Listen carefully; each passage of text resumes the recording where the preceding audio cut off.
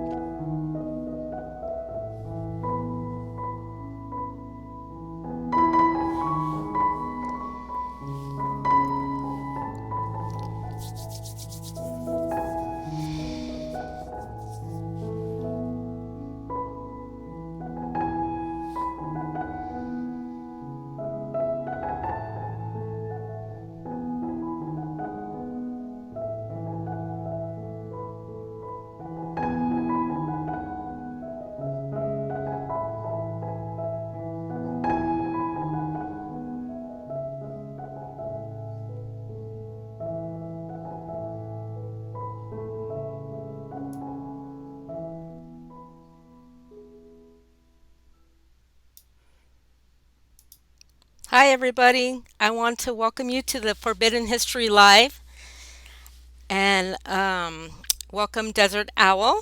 Hi, Desert. Hi, Shelley. Thank you. Thank you You're welcome. for producing this great program with wonderful graphics. Thank And you. okay, so live forever, Shelley, and we'll get on to broadcast here. And welcome everyone to the Forbidden History Live. And I'm your host, Desert Owl, a bird who sees in the night, and I see too much and looking for that proverbial blue pill, but I don't think I'm going to find it because once you wake up, you can't put the genie back in the bottle. It's a hard thing to do. And so all we have to do is then we have to learn how to deal with it. Or as I used to say on my program, we are all doing time. It doesn't matter whether you're on the inside or on the outside because we are all doing time. And for some of us, it's hard time. And we're never going to get over the pain. We're just going to have to learn how to deal with it. And so that's what we can do right here on the Forbidden History Live. The good news is this is not our world. And so what we have to do then is to find out the road back because the road back has been a little clouded and a little messed up. It was John the Baptist, Yalganun the Immerser, who then I'm opening my window here. Okay, I got so caught up in doing a preliminary for the broadcast, I have a few things left undone. I'm sorry. So Yeah, we're so what happened was, Yalganun comes, John the Baptist comes, and he's clearing the way. It says he cleared the way. He cleared the way, and then a bunch of people came after him, and they threw trash and garbage all in the way, so people are tripping, falling down, stumbling over themselves, can't figure anything out, And so the way was supposed to be clear, clear. That's what he was attempting to do. And I'm going to do two parts this evening primarily. I think part two will be a big one. So it'll take the better part of the rest of the program. So I'm going to do symbols. I'm going to talk about a few symbols today, about reading symbols, and then we're going to go into a read of one of the lost works of John the Baptist. Okay, never read anywhere because nobody knows where it is, but I discovered it, and it's all in a mystery. Everything comes to us in a mystery, ladies and gentlemen, unless we can take off the rose-colored glasses and smash them. We're never going to get it. We have to wake up and smell the coffee, you might say, and realize that our eternal life is serious. It's a serious issue. It's not something you're going to do lying down drinking iced tea under a shade tree somewhere. You're going to suffer persecution. You're going to find the more you know, the more alone you are, because nobody will get it, and they don't want to get it. They don't want to get it. I need to grab a clip. Stand by for a moment.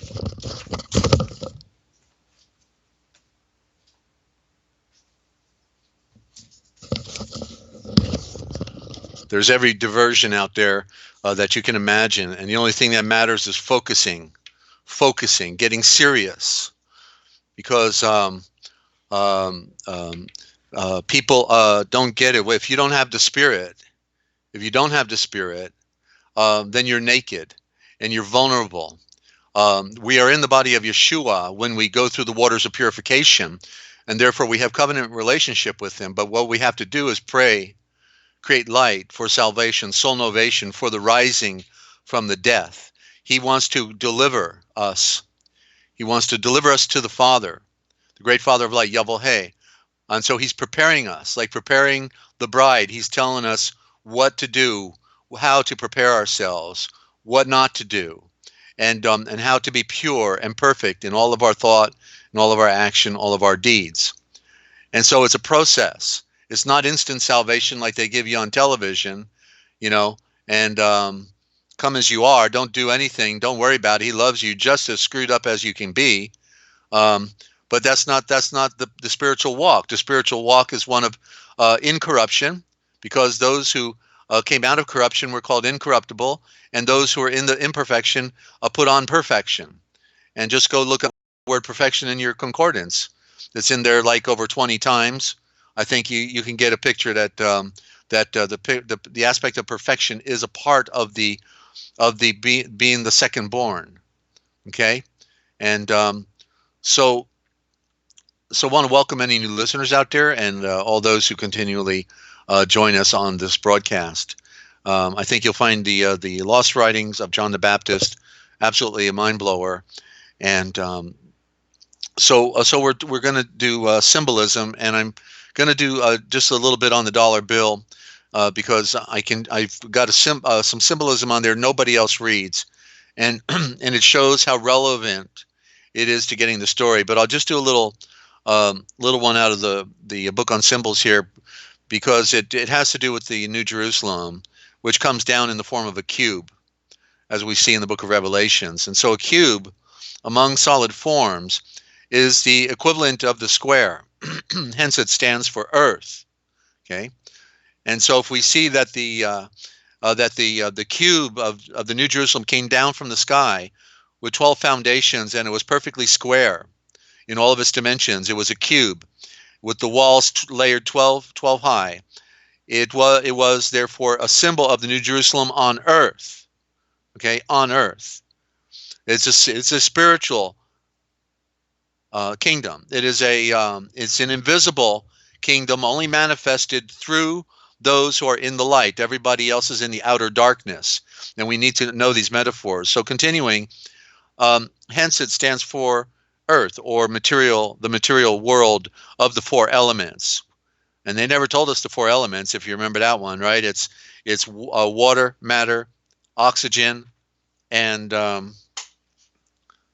light. The prime element is light. And they didn't want us to know that, so they just said fire, and fire is not an element. So they lie about everything, right? Dennis, Denis, is Dennis the Carthusian pointed out that the cube objects are not capable of rotation as are spheres, and therefore they represent stability. This explains why the cube frequently forms part of allegories, illustrating the solidity of the persistence of virtues. It also explains why in symbols and emblems, thrones or chariots, they are sometimes given in cubical form. So we see that in the Egyptian hieroglyphics, right? That when you see the throne, it's like little blocks placed on each other, and you got three different sizes, and it makes all one picture of a throne, but it's in a cubical form. And so it's to take note that it implies therefore on earth from that standpoint. And okay, and then there's one on curl, but it hardly is worth defining here. So that's a little bit of symbolism right there for you. Okay, and now we're gonna do something on the dollar bill. So if Shelley can put up the first graphic, then and I'll open up my screen here so I can see. There we go. Okay, so we actually have the backside we're going to talk about as well, but right here we can actually see the treasury seal, which is in the bottom right. Okay, that was the thing that I wanted to share tonight because it is giving a message. Okay, and so basically this is the Department of the Treasury seal, 1789, and the way it is in the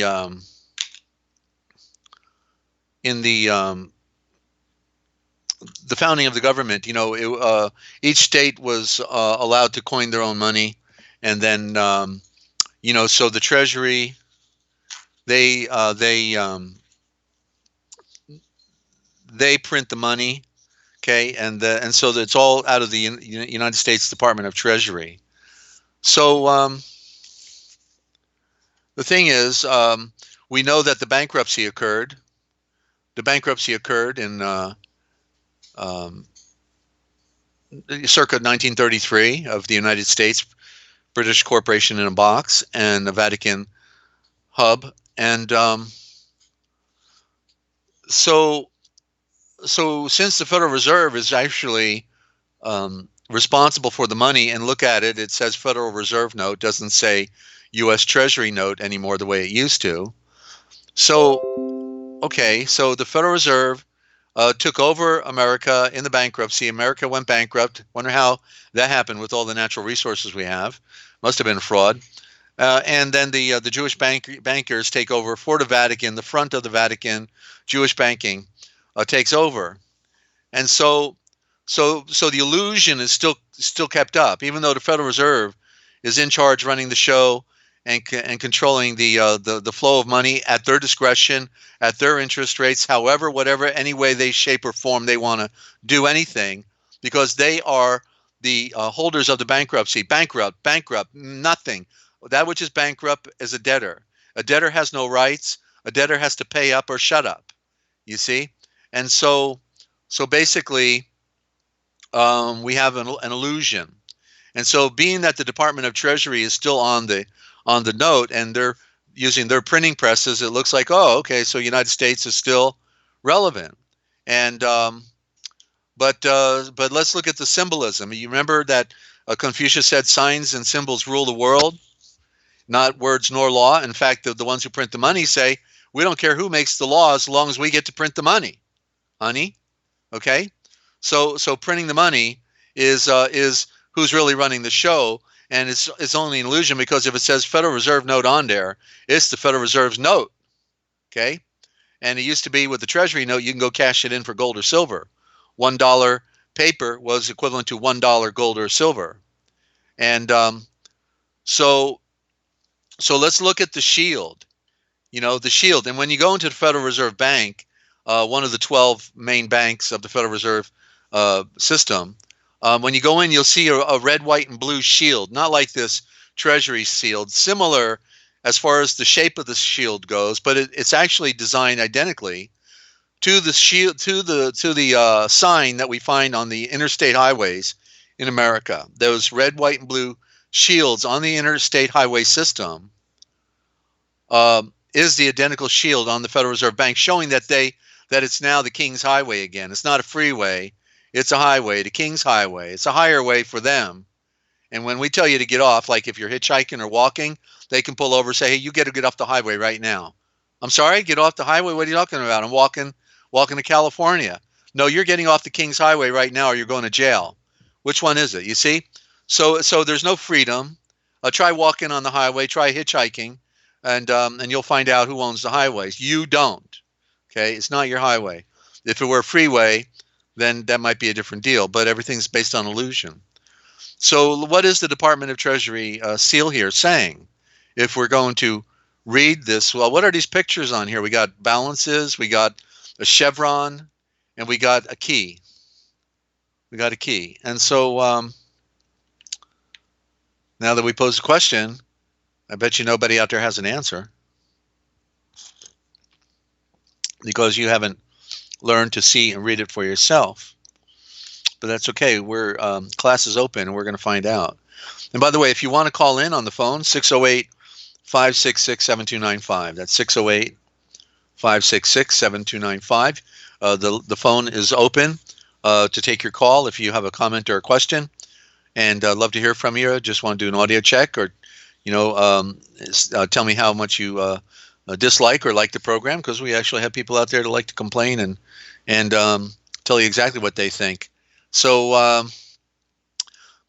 yeah. So, and then my Skype. We're going to Skype. If you Skype in, you want to do it on Forbidden History Live, and Shelley will take your call, and then have you on hold till we're ready, and but we'll try to bring you on quick, okay? And so the U.S. Department of Treasury seal, what is it saying on there? And so the clue is in the middle, okay? The clue is in the middle, because remember, what is it that, before I go to it, what is it that's destroyed everything? And isn't it the money? They had to, Lincoln was printing the greenbacks, and he said, if somebody else makes the steel for the railroad, then okay. And somebody, looks like Shelley has a guess to what it is. Hang on. So Lincoln said, if we buy the steel from somebody else, we get the steel and they get the money. And so he said, but if we make the steel, we get the railway, and we get the money too. So he wasn't a dumb attorney, and he knew, the score. So that's when he started printing the greenbacks. And so when he did that, he went against the Jesuits and against the banking actors. They were in the theater at the time, I guess, before the bank occurred. The booth, the Knights of the Golden Circle. Their organization to take down America, make sure it went in their direction for the Vatican. And so it is about the money. And that's what the War of 1812 was about. That's what the Revolutionary War basically was about. Always about money. Who's going to control? Who's going to be the controlling factor? So I guess Shelley just texted me or Skyped me, and she said she has a guess to what it is. Okay, so Shelley, come on down. Yo. Yeah. Okay. So you think you can read the shield? Well, what I see when I look at it is a face. The weights are closed eyes, And then the key is like a zip lip, with a lock in it, like not. Yes. Hmm. Okay, and so the chevron is a bandana on his nose, On right? his nose. That's the nose. Yep, on the nose. Okay. Well, you've got a good imagination there, Shelley, Oh, but thank you. no prize today. I'm sorry. You're giving it your best shot. I appreciate that. But here's what it is. The chevron is the clue because it's telling you which way to read, and so which way is it pointing? The chevron is the offset angle, right? Are you still with me? Yes, I'm on mute. Yes. Gotcha. Okay. So which way is it pointing? Up.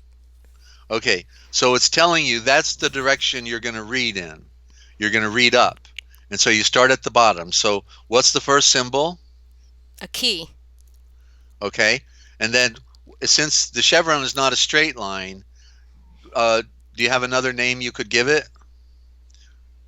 A corner. One, well, no, I'll give it to you because Please do. for offset, it is offset from itself, right? It's at a 90-degree angle. It is an offset. And so, and then the top symbol is called what? The weights. The No, balances. thank you, balance. So literally, the Treasury seal is saying this is the key to offset balance, and that's how they did it, right? They made loans of to everybody, which was just not even paper; it was just numbers on a board, and in a book, and then they gave nothing, an illusion, to people with real property, and put a lien on their property, and then whenever they felt like it, they defaulted them on their loan, and called in the home.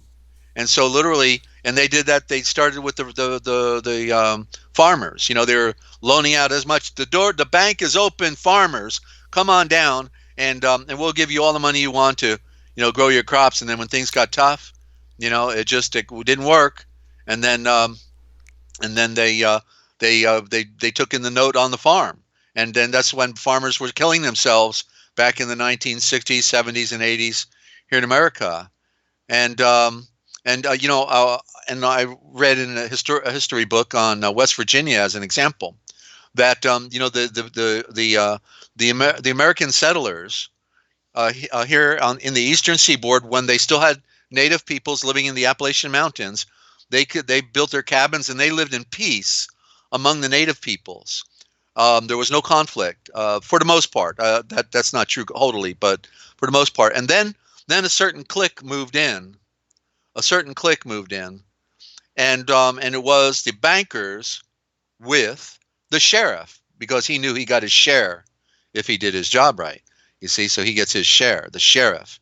And so the banksters and the sheriff move in, and then they tell all the settlers, hey, settlers, the store is open. Come on down. We'll give you what you need to plant your crops and to cut your trees and to get your wagon and whatever else you need.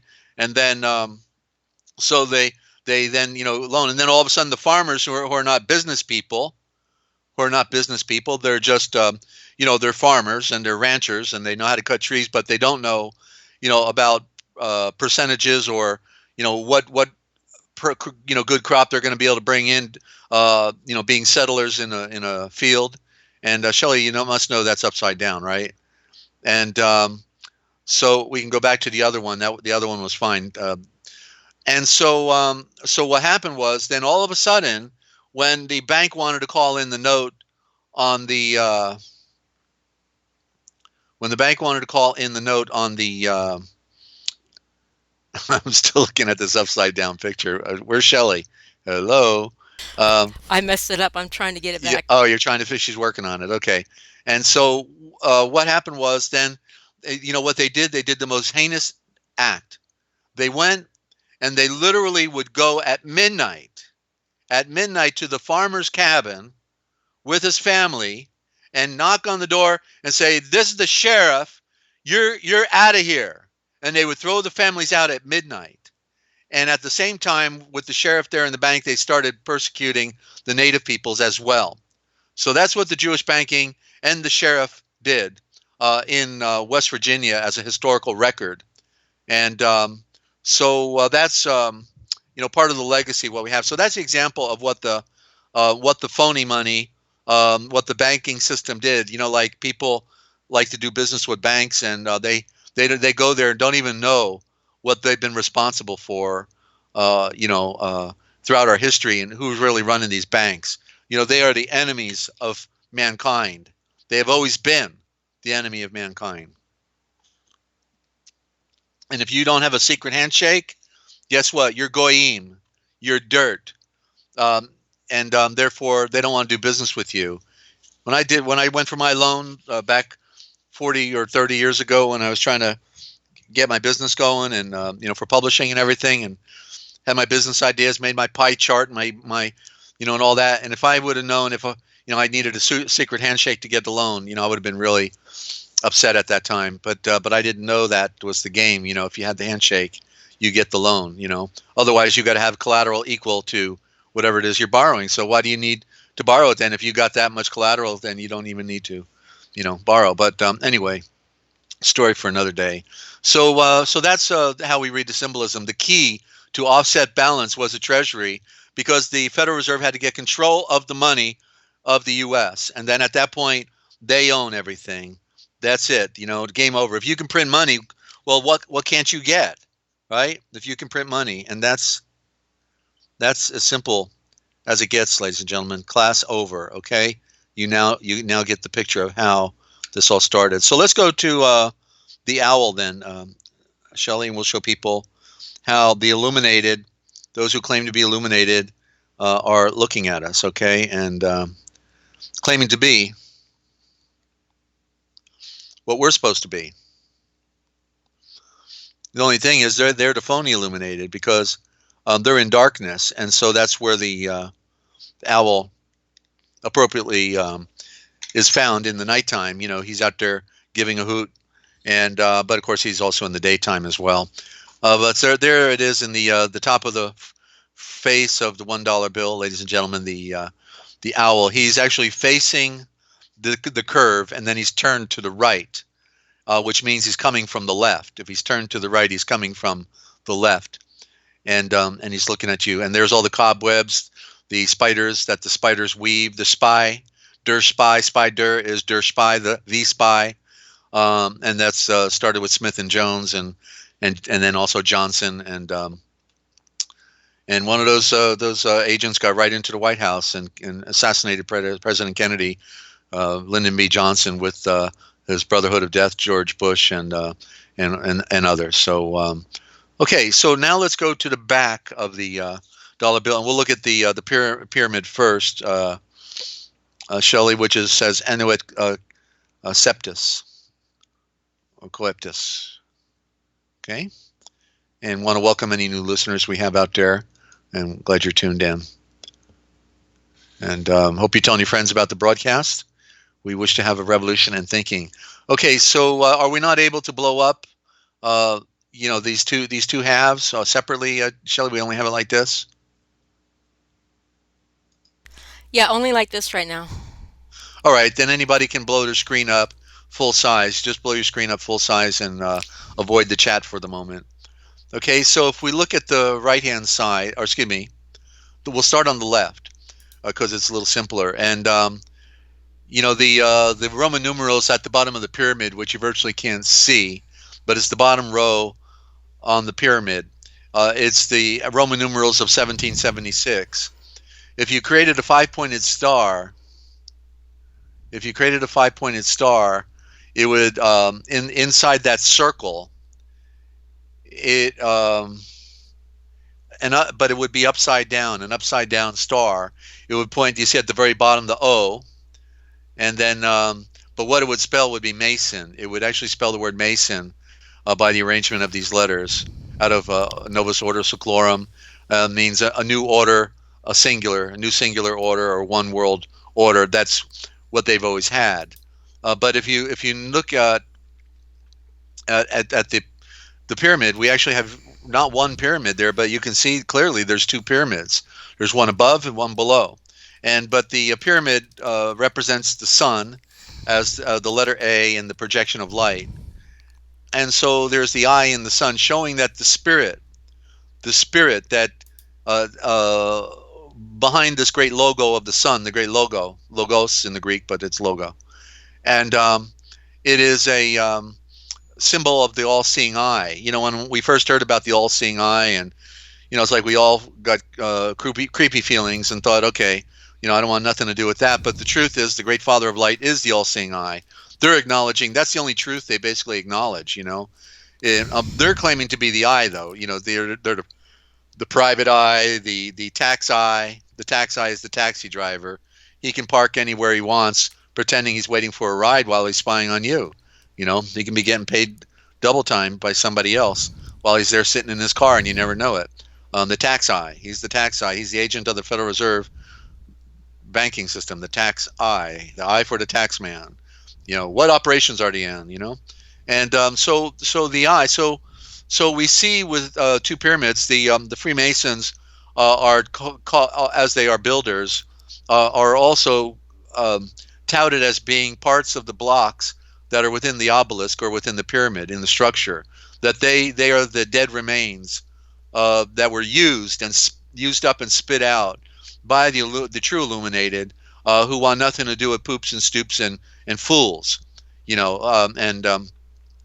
and sellouts, because the illuminated are in a higher sophisticated class. And so that's why there's two pyramids, because those that are in the lower pyramid are not even in the true pyramid, which is higher up. Okay, and so this is part of how you read the symbolism, of course. And that's not an Egyptian pyramid, by the way. That is a pyramid that is in Rome, and in the city, and it represents their legacy, because when they closed up shop in Meitzar, falsely called Egypt, and then they moved finally to Rome, then they have these symbols that belong to them, that go back to the one world order of that time, the first great pyramid civilization that was ruling the world as the front office, like the Vatican is now the front office, and it was, of course, Hindustan that was behind it all. The ancient Brahmin, Brahmin is sovereign. The true sovereign were running the world, but you don't know who the sovereign are, because they don't. They're drinking martinis and sitting back in lounge chairs, basking themselves in the shade and the sun. So, and Shelley, tell them real quick how they could make a donation. I got to do something, all right, and then I'll do the side two over there. Okay, thank you.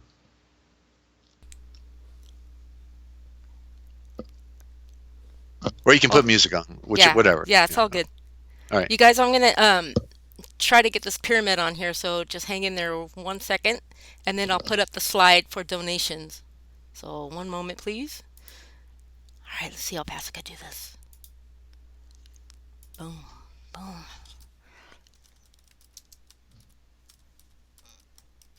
Okay.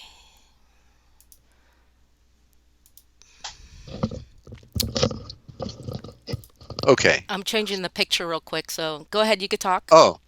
Oh. Okay. I'm gonna get the So, pyramid on here. all right. So you're acting fast on the broadcast. All right. Yep. Okay. Well, I was pretty well done with the Great Seal. Are you doing it on the pyramid or on the eagle, or are you doing both, or what? The 'Cause pyramid. I'm on the eagle now. You're on the eagle now. Yes. Psych. Okay. Yeah. All right, I could do All that right. while you're talking. Okay. Well, so unlike the okay, but we need thank you, Shel, but there you go. You can see the date under there now. But now let's go back, because I want to compare. I want to show how does she do this stuff anyway? I have no idea. Um, yeah, let's go back to the regular dollar, and Let's see if that works. okay,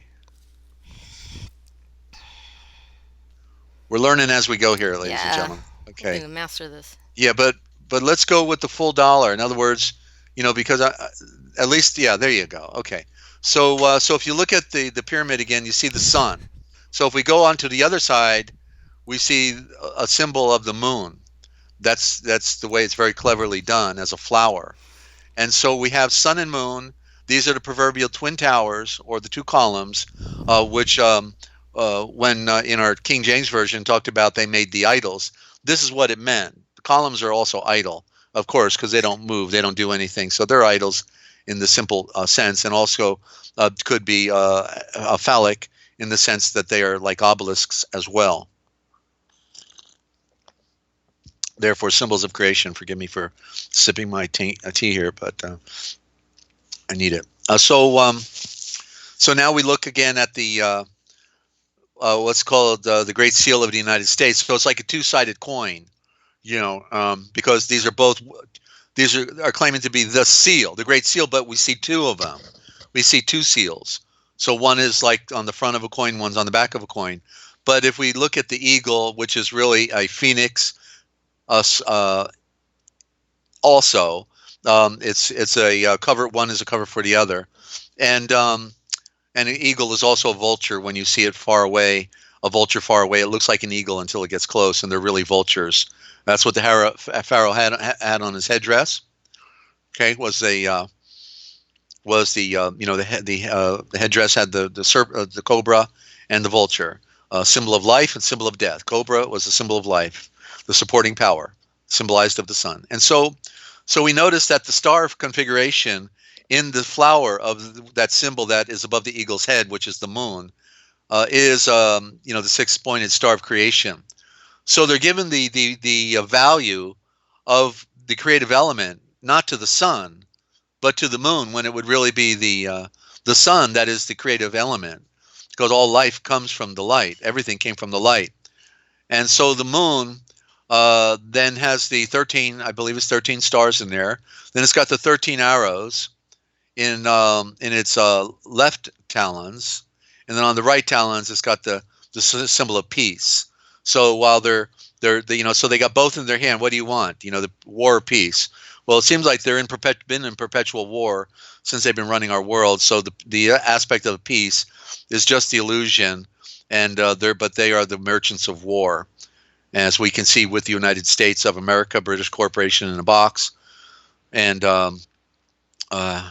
so the shield is another take on that banking shield, which is looks more if we change the shape into an oval type of a shape, or like an almond, part almond shape, then it would be just like the interstate highway shield. So the 13 stars and arrows are symbolic of the. I think there may be 13 olive leaves. I'd have to count on 1, 3, 4, 5, 6, 7, 8, 9, 10, 11, 12, 13. Yeah, I think there's 13 leaves on the olive branch. So these are symbolic of the 13 Illuminati families, and the primary ones, at least. There's probably others that are that are unnamed, but we're talking like well, Kennedy is certainly one of them. Rockefeller is one of them. DuPont. What was that? Sinclair. All of these different names are Illuminati names, and so they're engaged in this conspiracy. They have special perks and privileges, a la the Vatican, and throughout history, if we read our history. And so they say, in God we trust, but if you know that it's a code, and God is really the Pope, and has nothing to do with our sovereign of the universe, then we can define what they really trust in if we just use the magic letter that they took a vow to, the vow to the L, the vowel, which is also symbolic of the obelisk, which is the symbol of creation, and the letter L, of course, symbol of the foot and the leg, which implies that we are the illuminated creation, other than, of course, all of us brain dead that were educated by them, because they removed our thinking capability from us, and so we're not illuminated, and we are under their mind control. At least most people are. And so in gold, if we put the L in there, we get in gold we trust. And so that's what they trust in. They stole all the gold. There may be one gold brick in Fort Knox. That may be all there's left, just as a symbolic token. But who knows? That's irrelevant to me, because it's all a shell game. It's all a fraud and deception. And so, yeah. So that's basically it, ladies and gentlemen, in the symbolism of the doll. Well, okay, we could talk about If we go back to the front, okay, let's go back to the front. You see $1 on the back. It says $1. Let's look at the front of that note because it's a note. It says $1. Well, a dollar is a weight measurement. So a dollar is either a dollar of gold or a dollar of silver. It's a weight measurement, an ounce, an ounce. Or a weight measurement, $1 of gold or silver, an ounce.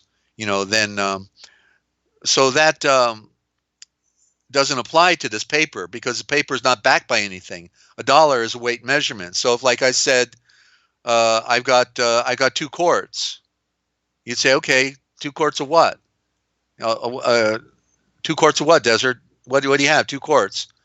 So okay, it's what do you think? Gold or excuse me, milk? A gallon of milk, or do you think I got a gallon of oil? Okay, or a quart, So $1. So the dollar is okay. I got a dollar of what? A dollar of gold? A dollar of silver? No, I have a dollar of an illusion. It's a phony dollar. It's a funny dollar because it doesn't have anything behind it. So when you see Federal Reserve note at the top, a note is a promise to pay. But try going and taking that to the bank and say, I'd like to get my $1 of gold or $1 of silver. They'll take you to the funny farm, okay? Or they'll think you're trying to rob the bank because they're not going to give you anything. A note is a promise to pay, but there's nobody getting paid. Okay, when you get paid at work, you're not getting paid. You're receiving a debt instrument, the evidence of a debt, of the bankruptcy of the United States British Corporation in a box of America. Cornflakes, okay? And you get $1 of cornflakes for participating in that shell game. And so it says, this note is legal tender for all debts, public and private. This changed. This statement was different on the other, the original bill. And legal is not lawful. And legal means that we accept it as such. We give you permission, slave, and therefore, okay, so it's legal tender. So you can see, ladies and gentlemen, that the ability to interpret symbol. In fact, this caricature here of George Washington, I'm convinced is King George III, because for some reason they said King George III just lost his ability to hear and to see, became dumb, deaf, and mute, and he disappeared somewhere in an insane asylum. And I think the insane asylum is right here. Okay, because when you look at pictures of King George III, you tell me that doesn't look like George Washington. Okay, and since I wasn't there, and since there wasn't the big media like we have today that can, well, even with the big media, they had their masters, right? The guy that they killed in Saddam Hussein in Iraq, right? Most people would tell you that wasn't the guy that got hung. That was his double. These people have doubles, triples, and quadruples. And even in Yalta, when they had Stalin and Roosevelt and who was that mafioso type guy from Russia or the Soviet Union? Anyway, the three heads were there. He had the mustache, and they it's been touted they were all lookalikes. That none of them were the real McCoy, and it's very possible. We won't know, but we know that we're in the world of grand illusion, ladies and gentlemen, and it's just amazing how they they play the game on us. The experiment is to see how well they can play with our psyche and and move us off center. So that's a dead instrument, and so that's the evidence that so therefore, since we're in a bankruptcy, and when you go to a court, you go to what is really a corporate office. It's not a court; it's a corporate office because there's no law. And you go in there, you're already guilty because you're a debtor. A debtor has no rights, and so they go through the process of making it look like the presumption of innocence is there, but you actually have to prove you didn't do something. And you tell me how you prove you didn't do something. Very hard to do. It's easier, or it's the challenge is prove that I did that, prove that I said that, prove that I was there. And so but you're already accused of something, and you got to prove against the accusation because they want to put you in their Wall Street prison and get that security, which is the birth certificate on Wall Street, and you're the surety. And what is the over and over in Proverbs? It says, "Do not be a surety, Do not be a surety. Do not be a surety. Here we are. We're all sureties for the funny money. So that's the legacy here in America, and it's basically the same everywhere else. But America was used the greenback, and of course the greenback is symbolic of the Emerald City, because the green, wherever the green is, that's where the main hub is. And so, yeah, that was Lenin, Stalin, and no, not Lenin, Stalin. Stalin was the other character there at Yalta. So the green is the emerald fire, and that's why our money is used around the world, because it's the emerald fire. It is the fuel that is helping the one world establishment run the world. Okay, the petrodollar and all that. So how can it be? That, like, I was amazed once when I finally learned. Oh, you mean in Panama they use United States Federal Reserve notes, and in other countries they're using Federal Reserve notes? Wow, that's amazing. I would have thought they had their own money, but no. It's just a shell game. And so it tells you who really is running the show in this grand illusion. Okay, so the emerald fire is the emerald green. It's interesting, because when you look at our money, it looks kind of like plain Jane. But if you look at the money they make in other countries, wow, it looks like they got some artists together and they made this beautiful looking money, and then ours is just got some Masonic symbols right out the gate, and they put it on the one, of course, because there's more number ones than anything else. So that's what they that's what they do. We put it on the one, so we see it every day. Okay, so that's symbolism on the money. Now I'm going to go into the reading of the writing of John the Baptist, the foretelling of the destruction of Jerusalem, what nobody has heard before, actually, because this is a lost writing that was hid in an obscure place, and they changed the words with a code. They used a code system for changing the words, and because I work with the code, I was able to see it. And once I could see what it was that was in front of me, immediately it all opened up. And so I have what they stole from us. The reason that Yeshua said, of all the women, of all the men born among women, there's none greater than John the Baptist, because he spoke just like Yeshua. He was prolific. The only difference is he did no miracles. So, Shelley, if we can go to give me a 4-minute break, okay, and then I'll be back with this read. It's a pretty good size document. You're not gonna be bored, okay? It's scripture of when he was on the river. This is what he was saying, and it was written down by Yalganun, one of the sons of thunder, by Yalganun, the John, and perhaps his brother as well, because they were following Yalganun before they were following Yeshua. And okay, so these were Levitical scribes, and they had the power of the pen, and they were writing down. Okay, these were well prepared for this mission here. So, okay, so we're going to go to some music, and great graphics there, Shelley, and thank you for all your wonderful efforts. It's beautiful. Okay, so we're going to go to a break, and I get we're probably already there. I just can't Okay, hear we the will music. be right back. Okay, thank you. You're welcome.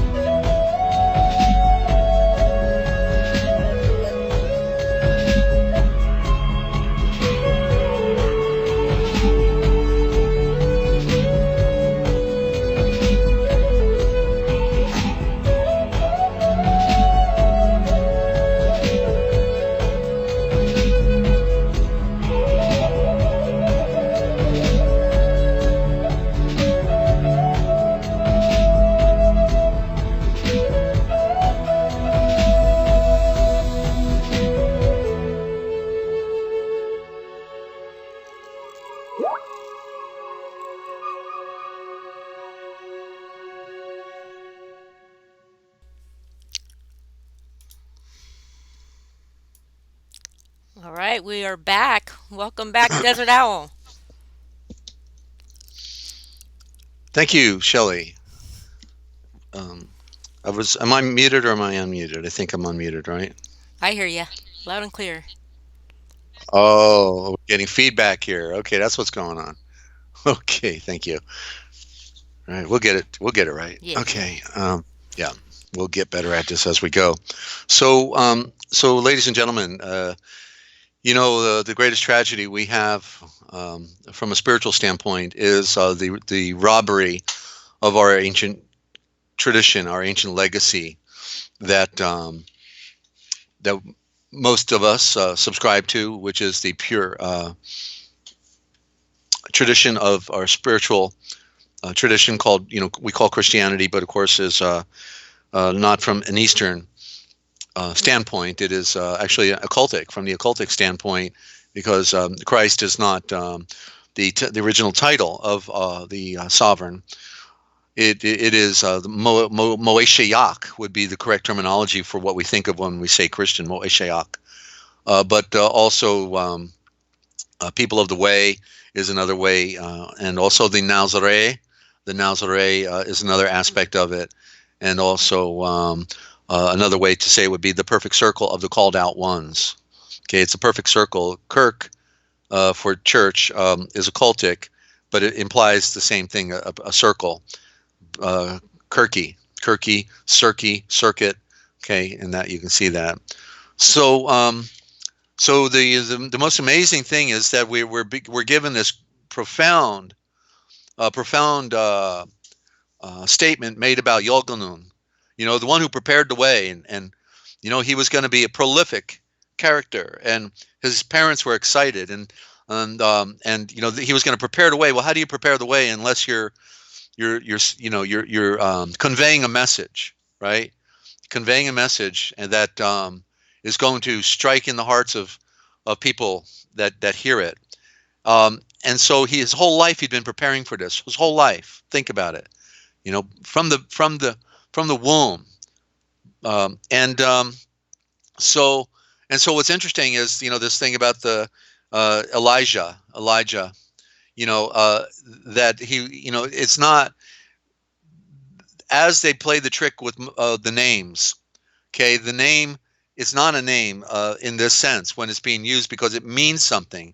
Elayal, Elayal means the enlightened eye that goes round. Okay, so it's not Elijah, it's the enlightened eye that goes round. And so he's the first one impressing this enlightened eye upon people, but it is the same enlightened eye that we are all supposed to possess. Okay, it's the enlightened eye that goes round. Well, if it goes round, well, what goes round? Like the flu goes round, the diseases go round. Well, the enlightenment is meant to go round. Okay, but we don't see the enlightenment, which is evidence that something's wrong within our sphere, something wrong within the story, because an enlightenment was supposed to occur, but instead you see people on these television broadcasts, and they're jumping up and down and slain in the spirit and all these other things that and yet there is no enlightenment. There, it's like Porky and Bess. There's stupid as you get, and yet stupid doesn't belong to the royal house, nor to a sovereign people. It is an enlightenment. And this is the thing that we have to recognize, that there is more to the story. And how do you end up when there's one Lord, one faith, one baptism? And then we find out, oh, wait a minute, you mean there's about 600 different forms of Christianity? Sounds like Baskin Robbins. You can have any flavor you want. What are you looking for? You want to have it your way, have it this way, that way, another way? Which way? Oh, wait a minute. I mean, there's only one way? Yeah, there's only one way. Okay? And so we have to find out what is the one way. As I've been saying over and over on these broadcasts, that if you want to find the truth, then just look for all the lies. And once you find all the lies, then identify them, knock them off the table, and the only thing you're going to have left is the truth. So we have to find the lies. And so the same with our scriptures. What's interesting is they just didn't destroy. They didn't destroy the words of John the Baptist, which is not the true title, but we can deal with it. They, instead of destroying them, they just changed the words. As if they're superstitious or something, and they're afraid the curse of Yahweh will come upon them, and so they don't destroy the works. They just change the words, and that way, if you can read the code, you can read it back, just like they tell you at the top of Matthew, Mark, Luke, and John.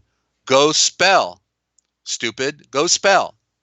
Okay, it was evangelion, but they changed evangelion, which meant the star message of enlightenment, to go spell, because they always tell us what they're going to do to us, or what we should do, or where we should go. And they told us to go spell, fool, because we know you can't. You don't know how the game is played. You don't know that all your Eshavors, your words were abbreviated outside the College of Abbreviators outside the Vatican. So yeah, we've got to read for you today. We're going to make history, being a part of history, the forbidden history, what they didn't want you to know, that we tell right here. And no doubt they're coming for me, but don't worry, they're coming for you too. They're coming for all of us. We're all in the same boat. So what do we got to lose? But try to put it all on the table while we have time, ladies and gentlemen, because the time is short, right? Okay, so let me get another bit of my throat tonic here. Hang on. I'm going to put it on mute this time so you don't hear me slurp.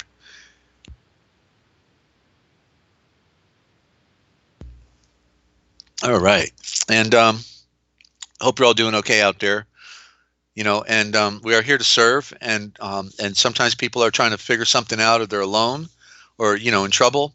And I, having produced a lot of different programs and a lot of legal programs, always willing to help anybody out there, direct you to somebody who might be able to help you. Okay. There's no easy answer, but Yeshua is the most important element within all of our struggle, most important. And So uh, what we have is the voice in the wasteland and the forgotten words of John the Baptist. Yolgenun, the Alvavatezer would be the right way to more correctly say it back then. And hey, Teresa, good to have you, and welcome to our broadcast tonight. You're just in time. You're about to hear a very significant read of a lost writing, the words of Yolgenun, um, and he's got others. This is not the only one, but this is I did this actually 20 years ago, and I've been sitting on it the whole time. In my ministry, we've been trying to find support and backup, to raise funds to start publishing these works, and it's been the hardest thing to do this on a full time, volunteer basis and not have a regular job. If I had the regular job, I couldn't do all this reading and translating and producing broadcasts like I was doing on the internet. So, and thank you, Shelley. Yeah, they can make a donation to the translation project. You could, if you wanted to support it once a month, $5 a month would make a big difference. If people came on board and supported it, we'd be making history, being a part of history. So I'll read this, and love to hear your feedback, and hope you'll be inspired as well. And it's real history. What is evident in this document is the history. Okay, it's going to tell us about the destruction of Yerushalayim, Jerusalem, in 70 A.D., 68 to 70 A.D. Okay, by Flavius Vespasian and Titus Vespasian, and uh, and um, and they were they both became emperors of Rome at one point. But it's about the destruction of Yerushalayim, okay, as well as the coming that was happening. In other words, when Yalganun was saying the you know the kingdom of heaven is at hand. Well, at hand is like one of those codes again, because it's in hand. Or in other words, it's just saying the kingdom of heaven is here. It's now. And then what did Yeshua say, to his followers? He said, "Hey, the harvest is great. Create light to the Father of the harvest that he will bring us more workers."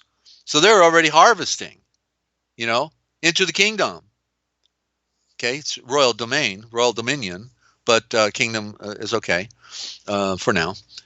So here we go, ladies and gentlemen, and I'm glad you're tuned in. As written by, the speech as written by his disciple, his truth seeker, Yalganun, the evangelist. And we start out with the declaration of Yalganun.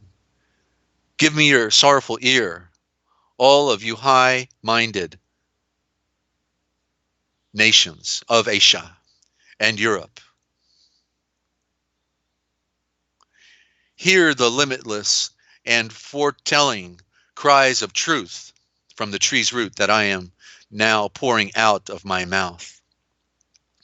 Like the dark honey from a great jar, I do not mix these eshavors, these words of truth, with the false light of the woman's cult, who men have falsely called their mother light, who is the blind guide, the moon of the night. But it is of the great light that I speak, whom the hands of man cannot form into any idol of carved stone, that which has no voice, since he has not established his dwelling in any stone idol found standing in temples, which are powerless to speak or move with an emptiness that has now become the downfall of man.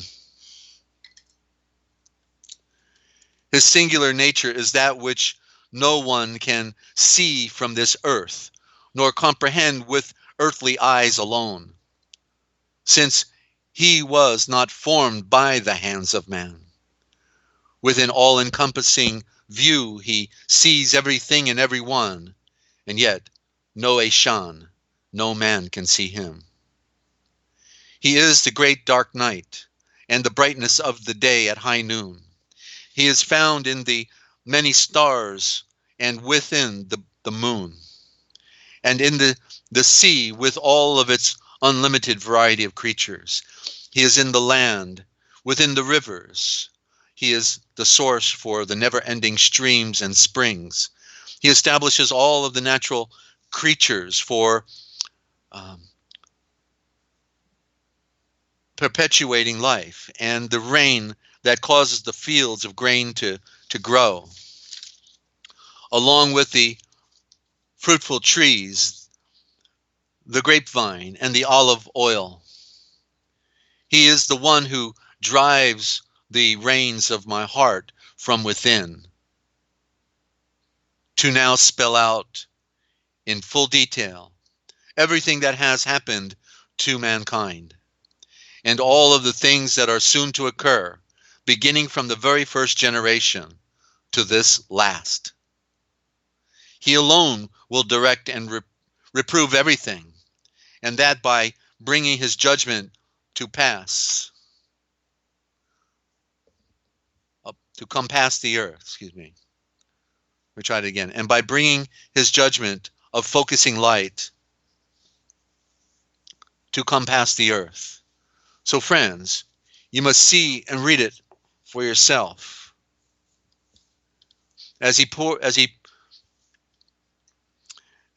And understanding everything, comprehending everything from this voice in the desert, as he pours out the echoes of the true Eshavors, the swords of fire, the words of a logo, from a pure mouth with sweet lips. Barucheth, endowed and enlightened and separated, will be the Eshan, the men upon this earth star, who will sincerely love the great light of our Ava, Thur, Father, Yahweh, the one who comes within the throne of the sun, by acknowledging him always, such as before eating or drinking, by being absolutely perfect in purity, also by rejecting the man-made temple structures of false images and idol worship, all with their high altars that are all built up upon a useless foundation of endless stones, and that are all defiled by the never-ending blood of living creatures, the four-footed beast, man made perfect, but only for blood sacrifices. So while at the same time you look for the great light of Yahweh, the one who comes with the throne of the sun, it must be by not hating or killing other men, not trading in commerce for gain by deceit, since all of these are the evidence of total blindness and a lack of vision. Nor can you possess any unnatural desire for another's wife. Nor can it be with the destructive and abhorrent intercourse between men, whose thoughts, imperfections, and perverted customs perfect men would never emulate. Lower men whose desires are all aimed towards the shameless behavior. All being contrary by nature, they still revel in this with their arrogant laughter and singing.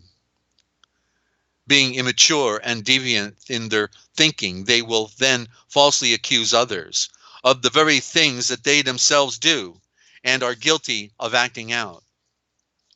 The entire race of man is blind in its vision, being without any inward adherence or conviction. So now, the judgment of the 10 in the focusing light and the end of this world has now come. The end of the world has now come 2,000 years ago.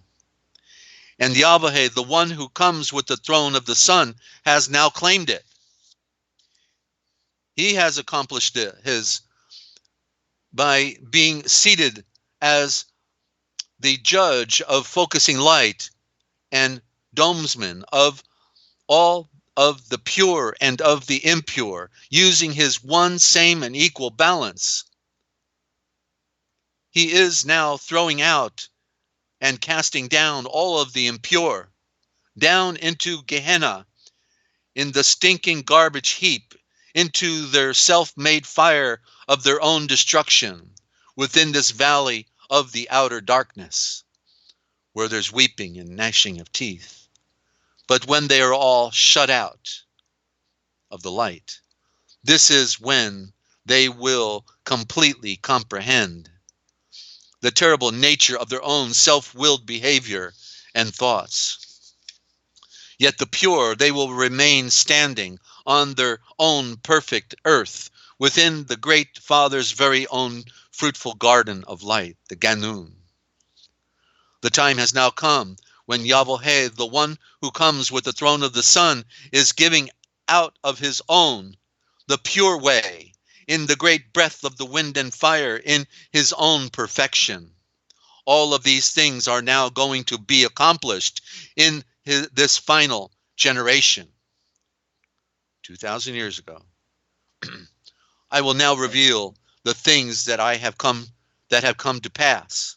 Beginning with the first generation, the fallen Aryans were the first people to enforce their bitter rule over all of mankind, maintaining the known world at that time under its power of priestly control, and it has been this way for the first 6 great periods of man, 6,000 years, till the end of the world.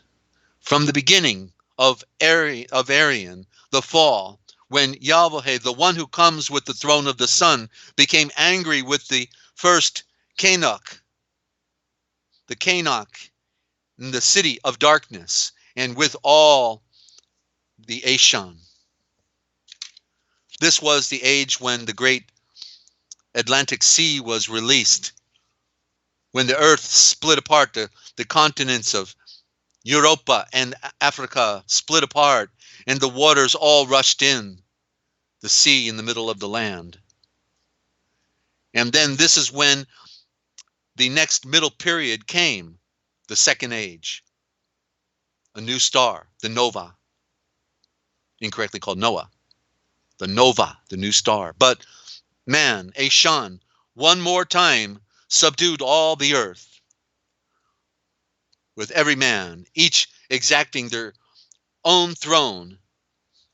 Yet this great epic was only the second of 3 ages that were to come. And in this great end of time, the golden age of light, you will see these great signs occur when the blackness of the night will appear in the middle of the day.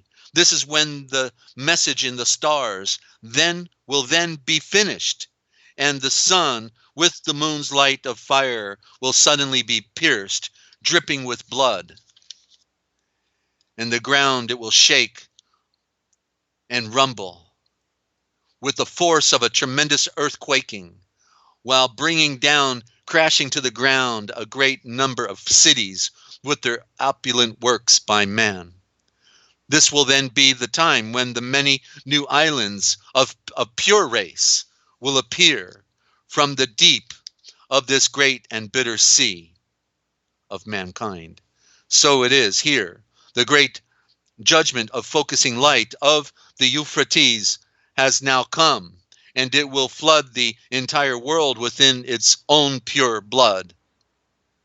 Then those in darkness who are caught between the middle and the end will raise their cry for war against the peace that comes, and terrible wars will occur, because those who will be caught in the middle will then be dominated by the true sovereign, the seed of light. So they will then cross over the great sea in the middle of the land as a roaring lion attacking its prey.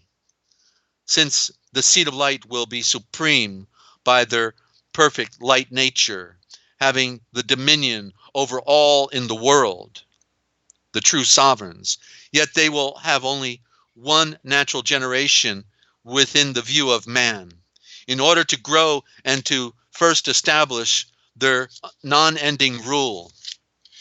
Then all of the torments that men pray to be spared from will come to pass.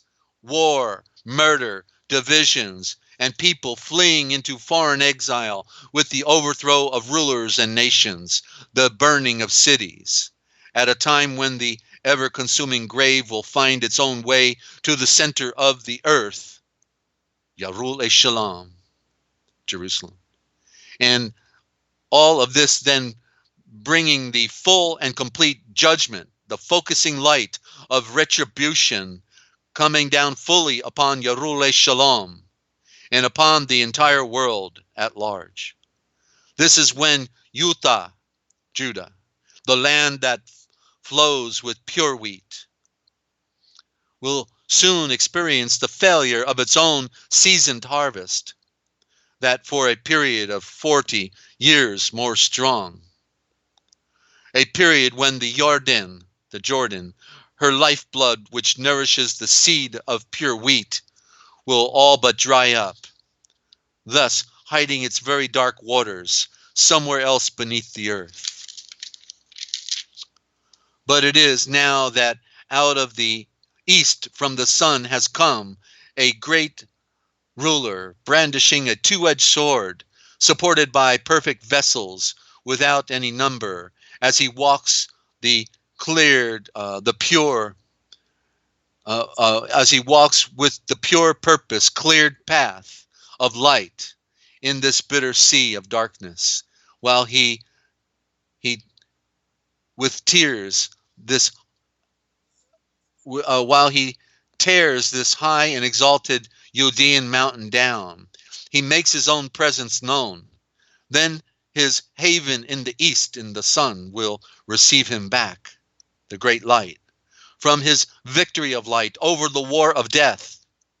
This is now the golden age when the earth will be destroyed by the fire of judgment, focusing light from one end of the earth to the other, and all by a fiery stream of blood that will flow from out of this center of this fiery mountain's heart. Yes, this is the golden age when Yochelleg, Israel's great city, will fall within its own flowing river of blood. The grave will receive a great number due to this judgment of focusing light. Men with no conviction or victory of light will rage the one upon the other. They will then go into every city, seeking the only loved pure seed, who they will then attack, cut down, and slay. All in a great spiritual battle, even though the war will be of an undefined nature by those who persecute it.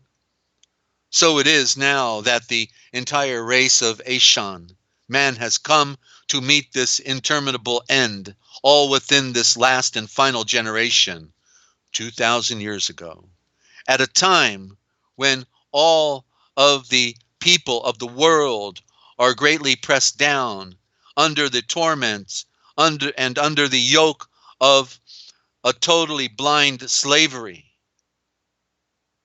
But this is the new dawn and the great sun rising, when the pure seed of light will all hold a royal scepter within each of their own hands.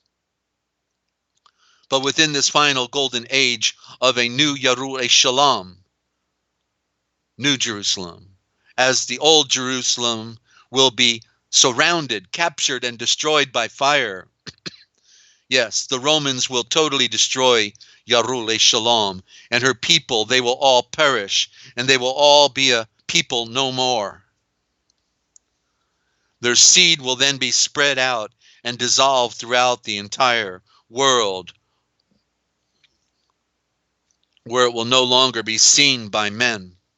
It is from this time forward then that the lost people of this dead earth will no longer be regarded by the one who comes with the throne of the sun, and all of the affairs of the lost nations of this world in the age that has now come will be without foundation, Babylon, or recognition. Babylon, Jerusalem, who is great in majesty and beauty and prominence, is now no longer recognized in the battle for light. She will be left broken, built upon a useless foundation. The seed of golden light will obtain their sovereign dominion in the new earth, while the dead of this lower world, the followers of Adonai, the adversary, the false accuser, will all run away and hide, each within their own serpent flesh of graven death. The end of time has now come, 2,000 years ago, because that river of pure golden sunshine is now flowing down and rising upon you, just breaking out with its pure rays of the new dawn of pure light out there, just over the horizon. It is rising up upon this once pure and separated land. But for you, the seed of the moon, the blind goddess El, from your Babylonian Talmud, you have fallen down to the lowest bottom, along with your mother, the queen of the night. So once you feel this earth begin shaking great beneath your feet, and you see this great city begin to crumble, this is when the final judgment of focusing light of the 10 has come.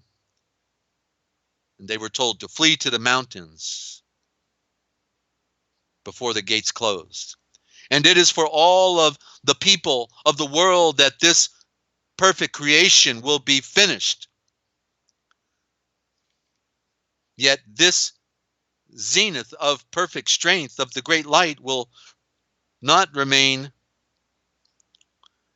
in clear view, will not forever remain in clear view, because from out of the west a great Latin persecution will soon spring up, which will then subdue all of the entire world, and the entire world will then be captured as a slave in bondage, pressed down under the black boot of Italy. And it will be you, the ill-fated false Moeshiach, the false Messiah, not Antichrist, because that word is a modern creation. It is the false Moeshiach, the false Messiah, who will one day be gazed upon by her own slavery, her mortal slavery, not immortal freedom. Yes, Rome, your twin towers will also bend its knees down to the earth.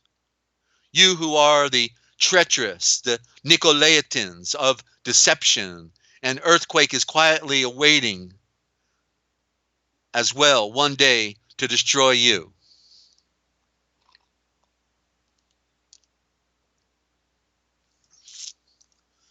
Let me,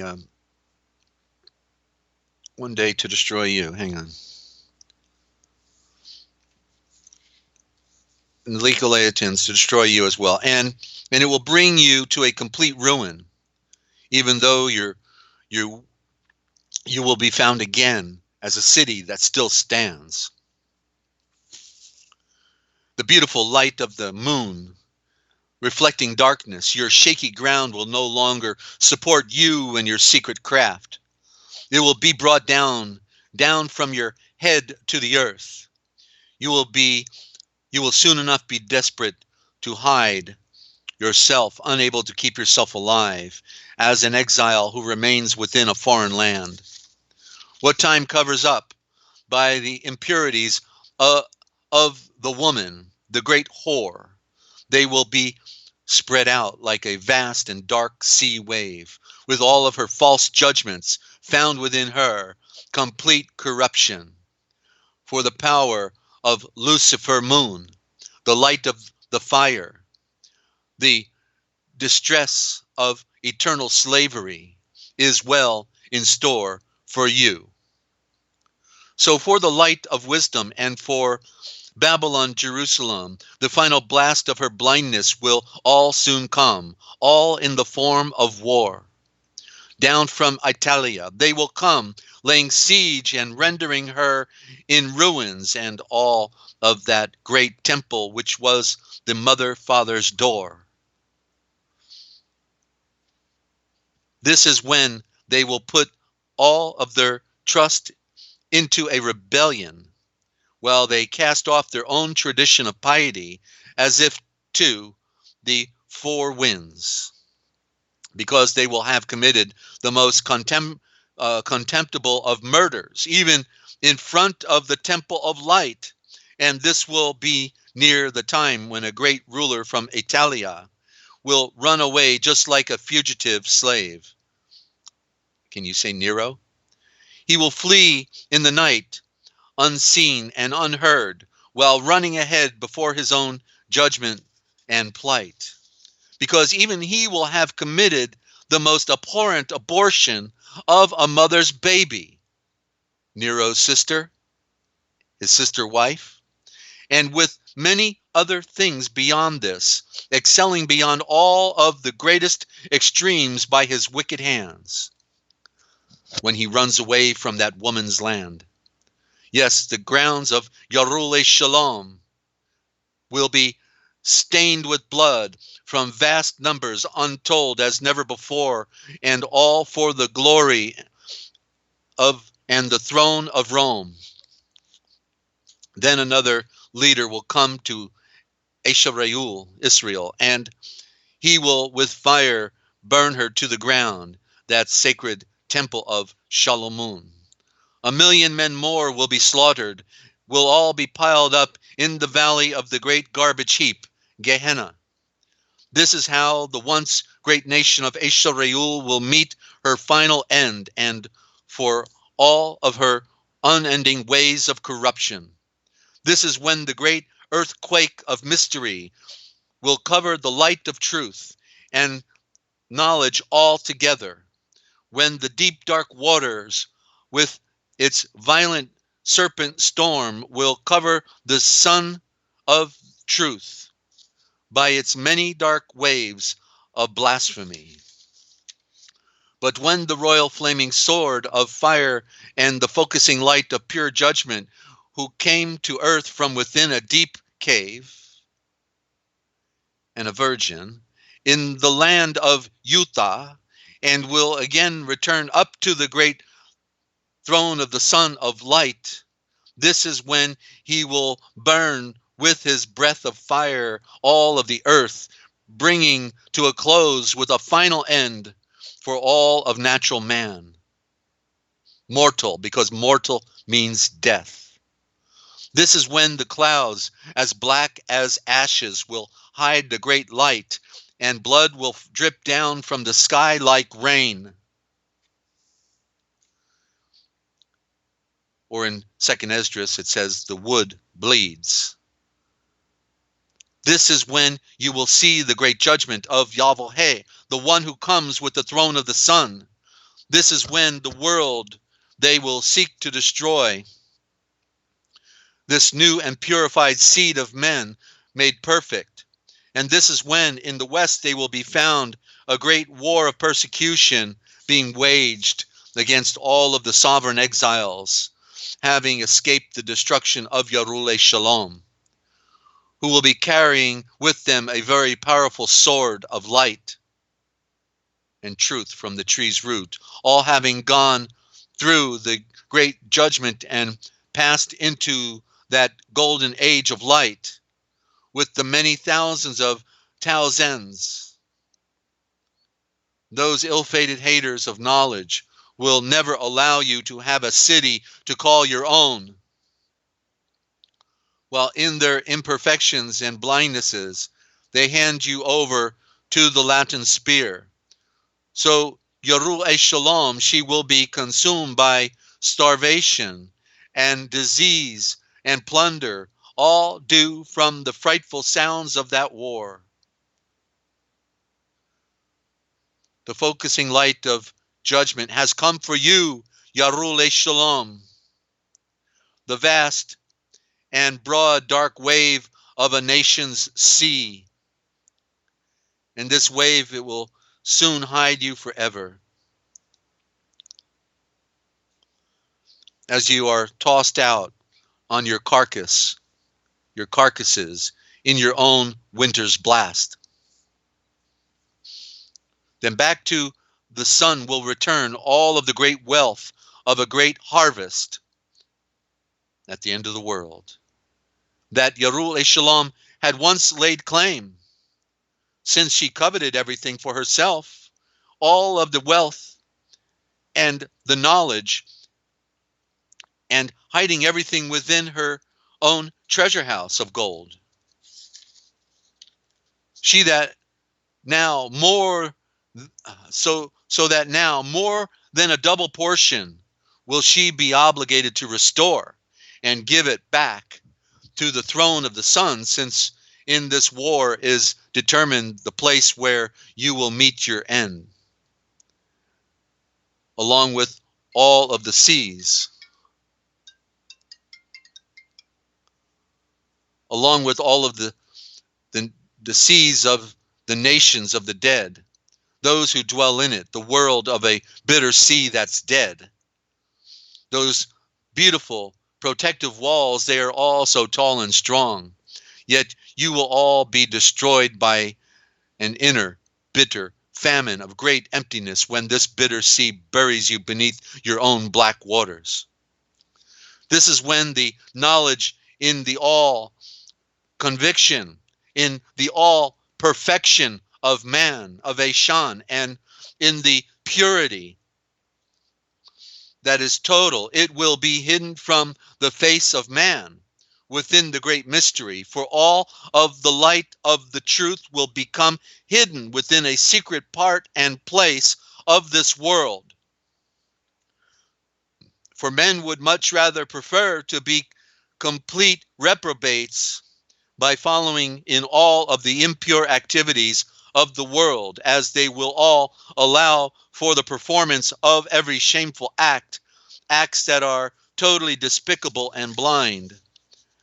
And it will be as if no man will wish to take upon himself the knowledge, the true knowledge of the perfect, the upright, and the pure, so that in their emptiness and simplicity, the proud blind will attempt to destroy every true follower of the way of light, finding only pleasure and fulfillment in their every violent act, while they constantly direct their crooked hands to the work of shedding blood.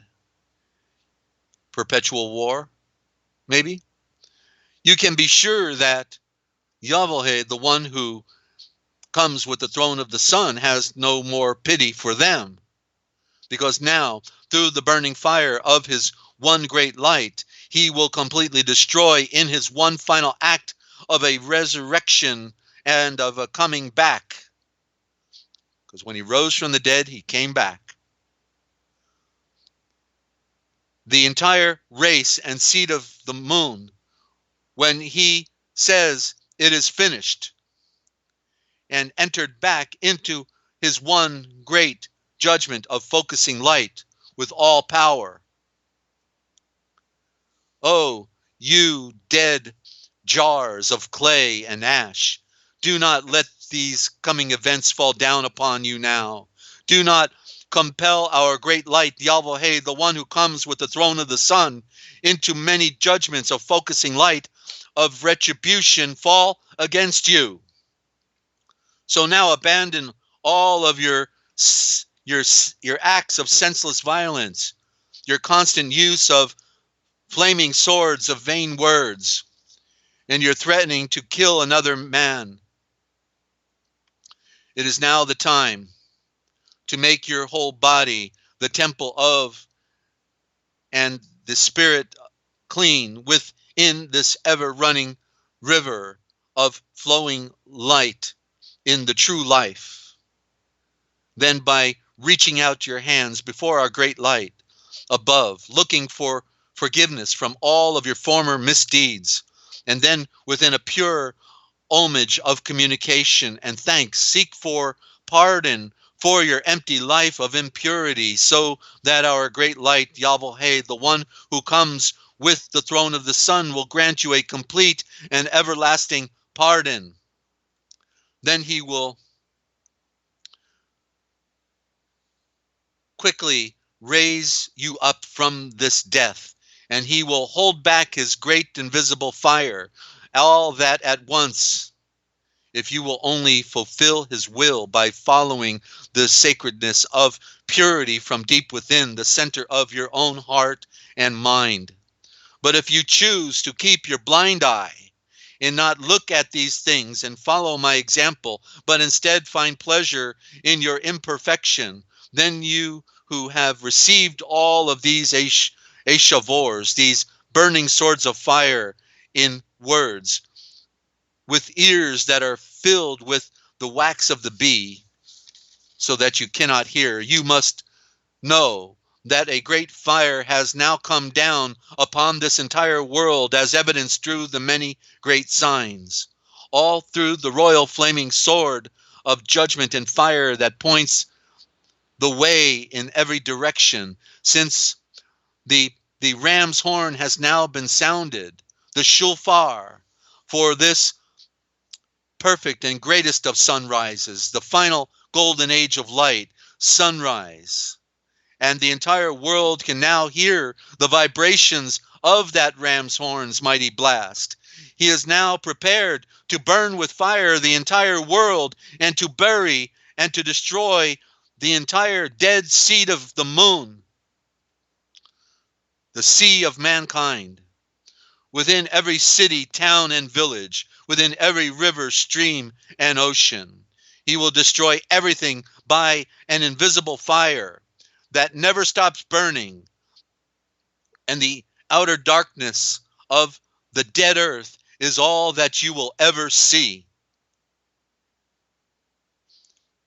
So in this end, when everything will have been completely reduced into the dust of a star of ashes, this is when Yahweh, the one who comes within the throne of the sun, this very great fire, in the very same way that he started it, for Yahweh, the one who comes with the throne of the sun with his own hands, has come to form a new and sovereign state within man, made of perpetual star fire. Yes, he is even now raising up his own complete and perfect images once again, just as they were intended from the beginning. So now it is true. The great judgment of focusing light has come, and Yahweh, the one who comes with the throne of the sun, will render his verdict and sentence by dismissing outright the entire world and for all time, so that all of those who are found at fault and commit the endless deeds of impurity will be buried beneath an invisible sea of judgment, focusing light and doom, as it was even with the first flood, deep within an outer darkness, separated from the light, while it continually burns them in the endless valley of Gehenna, the garbage heap. But all of those who are pure, they will rise up in the age of the second born and maintain their dominion upon the earth, inheriting all of the natural and their supernatural wealth that belongs to Yahweh, the one who comes within the throne of the sun. In the golden age of light, when Yahweh, the one who comes within the throne of the sun, gives out of his pure eternal breath of wind and fire, all though through his own perfection, but only to those who are pure in heart, since they will see all things clearly as they really are, through the inner eye of pure light, comprehending clearly all of the hidden meanings and signs in the beautiful and ecstatic light of the sun's creation. The Ashan, man who lives to see these things, will find himself within the third and final golden age of favor and enlightenment, a day without end in the great light. And let there be light, ladies and gentlemen.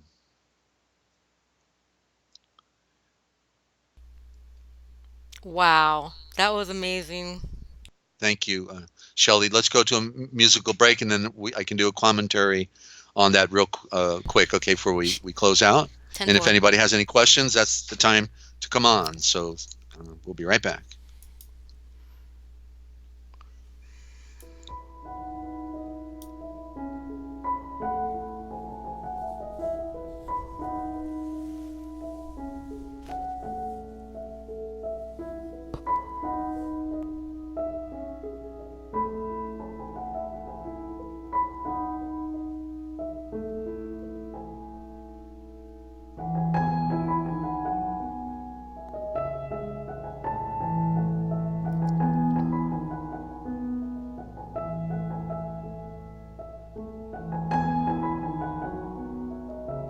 don't forget, ladies and gentlemen, you heard it here first. The Forbidden History. They didn't want you to know that we tell right here. Still time to call your friends. Look for calls after this small break, okay? 3 minutes.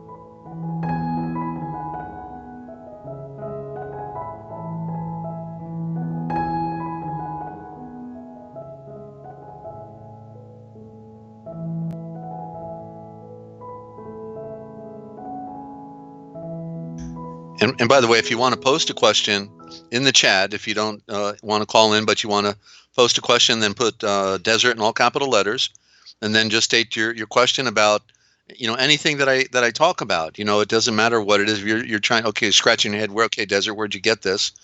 No, we're not back. I'm just jumping in. We are back. Wait a minute. I was talking over Yes. the music. We're back. Okay. I was just still enjoying my drink here. Okay, Okay, that's we okay. we could jump back No, in it. no, that's a yeah. Give me 2 more minutes. I'm enjoying that music, but I just want to remind while people are listening, if they can think of a question, post it, and then when we get back, we can have a little discussion. That's what we're here for. Okay, so don't go away. I'm still chasing my throat. I'll be right back.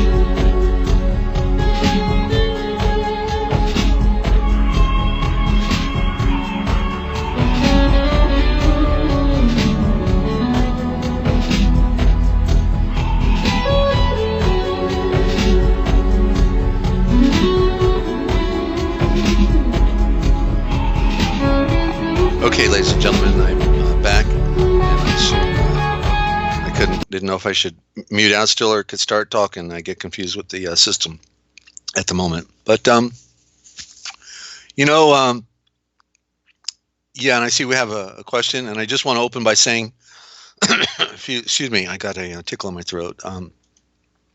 Okay, let me try to get rid of that. Okay, you know what's interesting? I saw something for the first time as I was just pondering questions, and it was what has happened as you see with the hearing those profound words of Yalganun, Yalganun, Yalganun, the most primitive way of saying it. That means the garden at high noon. Okay, the garden at high noon is paradise, and it's not in the darkness, that's for sure. It's in the apex of light.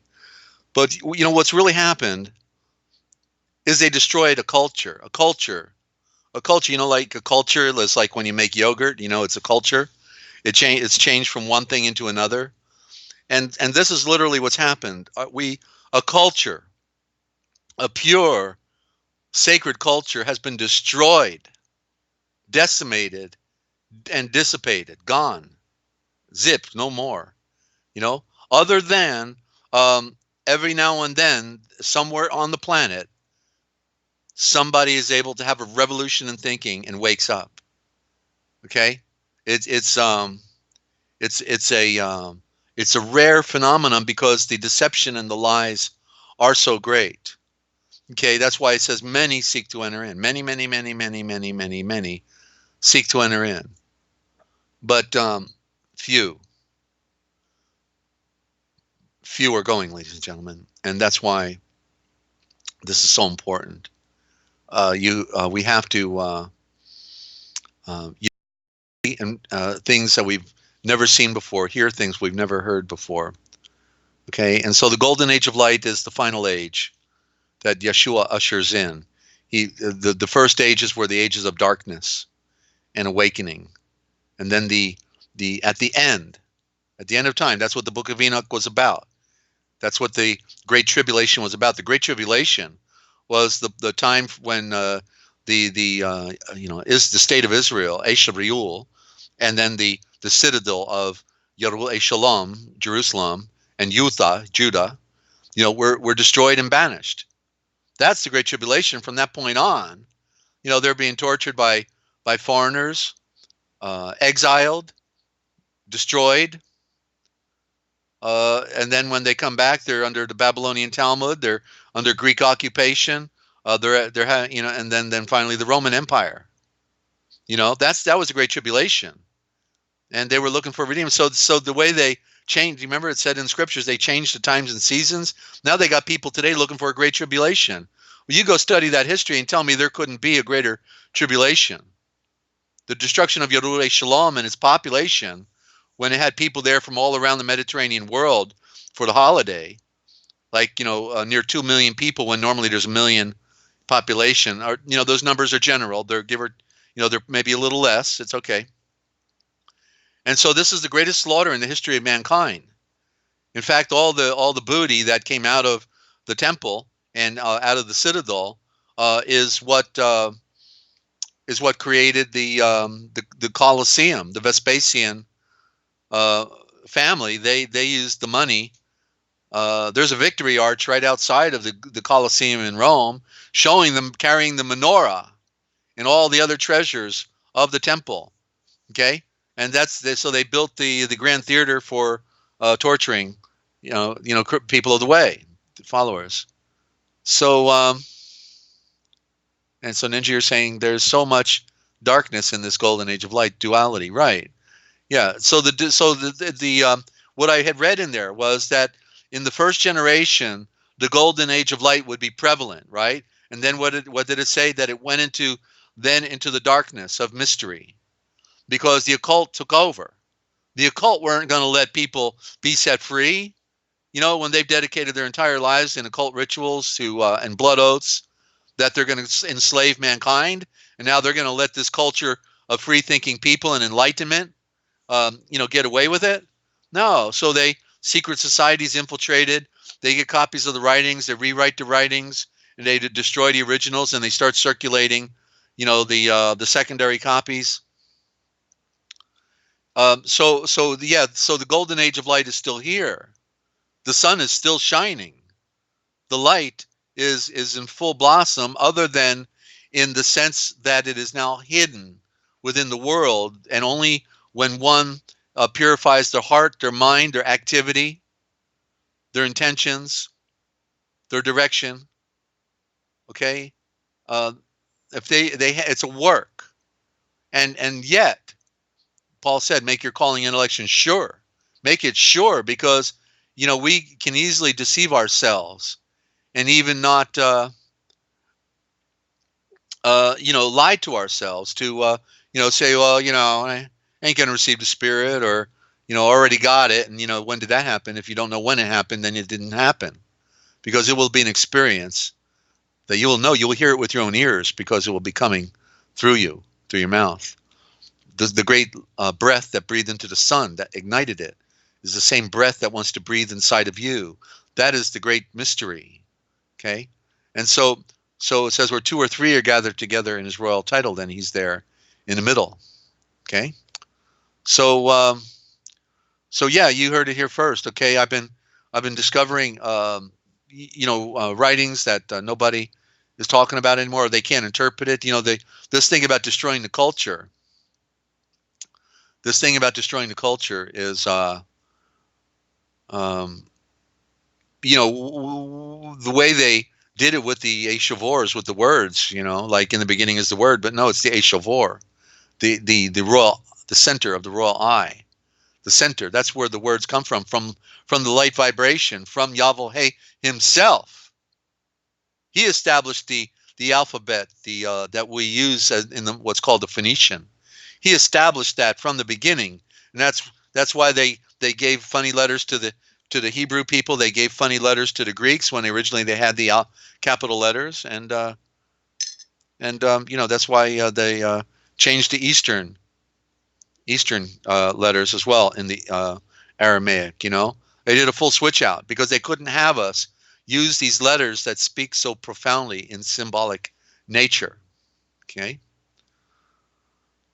so we've got a long way to go, ladies and gentlemen, in seeing and reading things for ourselves, but I'm attempting to bring it to you here, um, because if it's death for me if I don't share. So I'm attempting to share, um, with you. The darkness prevails. To go back to your question, Ninja, the darkness is prevalent in that we see the little points of light. We see the little points of light in the darkness, and that's what we are. We're so few and so small in comparison to the great darkness. Okay, but there are points of light. There are people waking up on the planet. The planet remains because there's still a harvest going on. There is a harvest. Okay, the question is, are you going to be harvested? Are you going to have the victory of light? Are you able to stay focused? Can you see and read it for yourself? So in this destruction of the culture, like the terminologies, these ideas of, the age of golden light, you've only heard it from here. Okay, I know you only got it here, because I know nobody else is using it. At least I've never heard, and I've heard it all, I've seen it all. And so the golden age of light, the age of the second born, it's the same thing. The golden age of light is also the age of the second born. Okay, you have to be born again, and you have to be the second born, because the firstborn are dead. They're DOA out the gate, because they're born in a lower world. We have to be born of the Spirit, the second born. That is the great mystery of this creation. And so when Yeshua came up out of the water, when he comes up out of the water, um, and they heard the voice, and it says, "This is my beloved son, in whom I am well pleased." Well, that's not, that hardly gets it. He didn't say, "This is my beloved son." The beloved is a code for, this is my only loved seed, my only loved seed, the first made, the perfect seed. And so if you want to be only loved as well, then you have to be in him. in his body through the operation and the great mystery of purification of water, a stargate of light. And okay, so that's one of the cultural things they took from us, the idea of these terminologies. There's more. There's more. Off the top of my head, these are the ones that are sticking out. And if anybody out there has a comment or a question, you're welcome to join in. And let me see if anybody else left. If you posted one and I missed it, then copy and paste it again, and put it back down. All right. Uh, I don't see any more here. I guess. Okay. Uh, it's so deep. It is so deep. So I hope you'll consider supporting the broadcast, and because there's a little clique out there trying to put the fix in, and they pretty well shut me down in different ways over the last few years. I've been here in Millersburg, Ohio. It's an occult town, okay, run by Freemasons, and they hate Christians. They hate people of truth, people who know who they are, because they're mother sons of darkness. That's what Masonic means, mother sons of darkness. And so we're trying to relocate, and they're making it real difficult for us to get support when we can't do broadcasting. And that's why I'm so grateful to Shelley and Ninja for producing programming for us. And somebody out there, somebody else might want to bring it on, and be glad to share. You heard in a profound speech by John the Baptist. Now you know why, when Yeshua said, "Of all the men who are born of women, there is none greater than John the Baptist." He was the one who set the standard, who cleared the path in the Elayal, the enlightened eye that goes round. He was the first enlightened eye. He was so moving, like Yeshua, that there were people who went across the Mediterranean, that giant flood that crept in from the Atlantic Ocean, and they were found in Greece and Turkey, trying to convert people to the Great Way even before they knew who Yeshua was. You remember one of the stories, I think, is in the book of Acts, and they found a man. They said this guy was talking about the words of John the Baptist, and they said, "Who were you baptized to?" John the Baptist. You mean you don't even know about Yeshua? No. Okay, so even the converts of Yalganum were so well versed in the great age of light and reason that was being ushered in, they were going in announcing it even when they didn't even know the guy was right there and they could have met him. But they just went out on ships and started telling the world the good news. What are we missing? What are we missing? It is absolutely mind-blowing.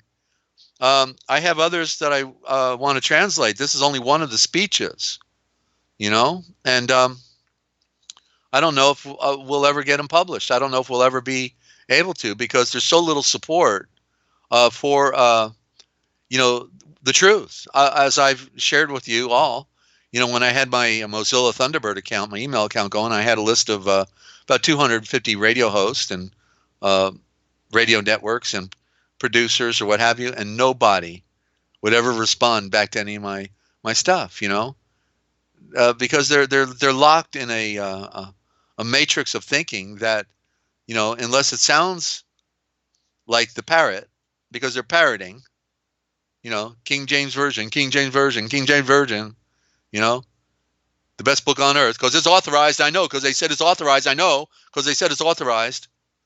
But they'll never look into the lifestyle of King James or what happened to his son, or like look at the 20,000 plus mistakes, or look at the fact that it, is, it's just amazing how people are all on the surface, on the surface when the waters are so deep. Okay, here's Good Ninja. I have an idea to encourage more listeners. Desert, can I give you a quick call after the stream? Will have to be a quick one. Well, why don't you call now? Maybe other people get the idea. You want to call now? I could use a break.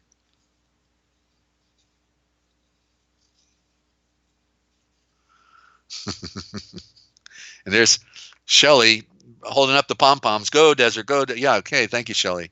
Love it. Okay, you're doing such great work. I can't get over it. She didn't even want to do this, okay? And then she she felt, I guess, like she was forced into it. Okay, Desert's never going to get his channel back, so she goes to work and just does a great job, So Ninja and Shelley have created miracles here, and so I'm just very grateful. It's amazing to be at the point where you're about to do the most important transliteration of scripture in modern time, and you're at the same time I'm being kicked out on the street, by occultists that a lady that claims to be a Christian of all things, and I had to leave the other building I was in this town 3 years ago, and come over here, and then they buy the house out from under me, and do it to me again. So twice this real estate, actually, yeah, it's I feel sorry. I pray for them.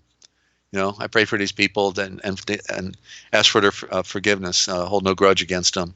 But it's rather ironic that the most important transliteration project on modern time has a handful of people supporting. Just half a dozen people that support the cause here.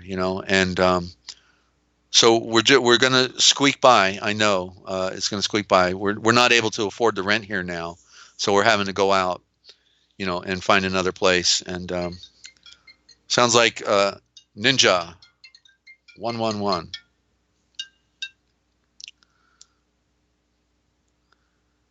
Ninja 111, you're on with Desert Owl. G'day. I have to be really, really quick. Sorry, Okay. I'm lucky to get this break. Yeah. I just want to say quickly before I get into it, that was amazing, the timing. I got to sit there and listen to the whole read uninterrupted, and right exactly at the second that you finished, Mum started getting all distracted and questioning me and confused, and just the timing was amazing. Great, Ninja. Good to hear. Yeah, that'd be right. There is light, yeah. Mm-hmm. Yeah, wow. Yes, I have an idea. How are you, by the way? Well, I'm broadcasting, and that's where I love to be. To share with others. I love the interaction, though. That's the thing. I wish that we could get people to come that have never heard this before and are trying to figure things out, and would call in with a question so that we can go in a wide direction, answer for a lot of other people. That's the thing to do. Mm-hmm. Yeah, I'm trying to encourage that, is it? Yeah. I'm trying all the time to encourage that, because you know how hard it's been for me to, I'm very much an introvert, and I'm trying to use my experience to encourage others. And right? Yeah, you always do. Yeah, and so if people have Facebook, they can do it on Facebook. If they have their own YouTube channel, then they can post these up on their channel. We're not, the information is about saving life, and so we're not here trying to, claim the copyright on this production. We're encouraging people to, spread the word. This is for soul novation. I received it from the Great Spirit of Life, and therefore we have an obligation to freely share it with others. Okay, so like even if you want the samples of the dictionary or the translation project or the Book of Wisdom, whatever. We'll send it to you, even if you don't have funny money. We ask for a donation if you can, but it's okay. Mm-hmm. Yeah. Well, this is what brings me to my idea. Now that you bring that up. All right. Funnily enough, I just wanted to check with you first, and you, your engineer, Shelley. Sorry, I'm multitasking. I'm trying to get the chat up while I'm talking. Where are you? Oh, okay. I was wondering, since I'm forcing myself away from filming the sky, I need to do something on my channel to fill in, to stay regular. Like I have the chronicles, of course, but I need to say, keep regular with something. And I thought, would it be okay if I uploaded the reading from this program and advertised Forbidden History Live as well?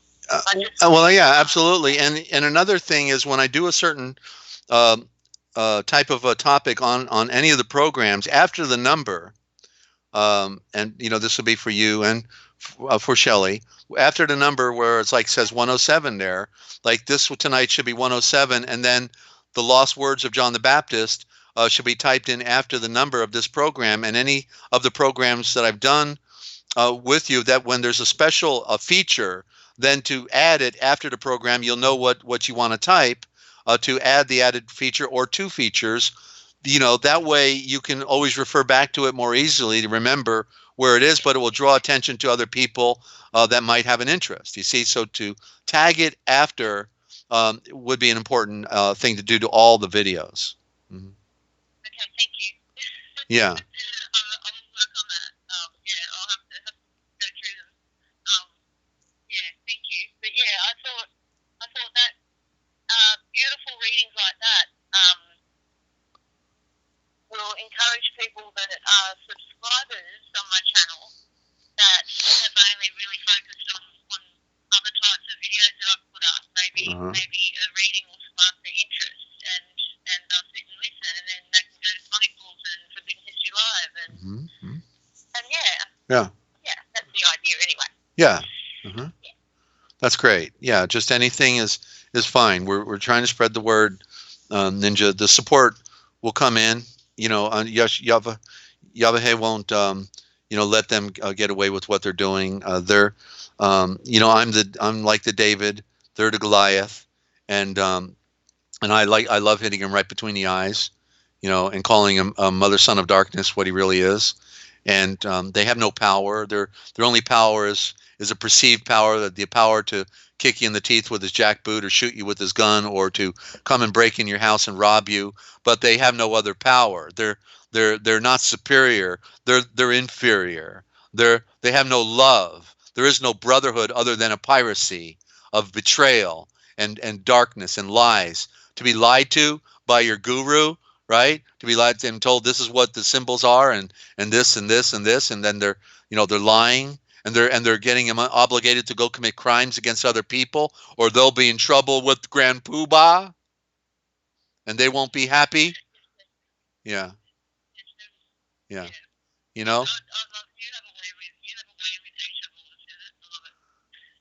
Well, that's the only solace I get is saying it like it is, because it's a very difficult journey that I've been on, of being targeted and pursued as well. They were doing flyovers in Texas, where I was out in the cabin in the woods after I exposed child kidnapping in East Texas, and literally had to escape. They were going to have another Waco out there. Yeah. The Father has protected me, That's because he's got me on a deep spiritual mission. I became a political activist really only by default. It was I just thought it was an obligation, as a loyal American, but then I learned the truth about the whole charade, that none of it's legitimate. There is no legitimate government. Everything's a fraud infiltrated by secret societies, the Vatican connection and the unseen hand, and everything tied together, all the occultists holding hands with each other, kissing each other and bowing down, kissing the Pope's big toe. It's an amazing dark world we have. So it's so exciting to know that and that the one who made all things is the one who reveals all things, that that's the only way you can get informed is by connecting with him. He's the one who opens your eyes. Oh, I love that one, Shelley. Okay. You have your choice. You can take the blue pill and go back, or you can take the red pill and never come back. All right. Wow. That was amazing, that one. Shelley, you never seem to amaze me. Seriously. Yeah, I'm shell shocked. Oh, go ahead. That was a good one, huh? Knee slapper. I love it. Love it. I just want to say, with what you were speaking about then, with the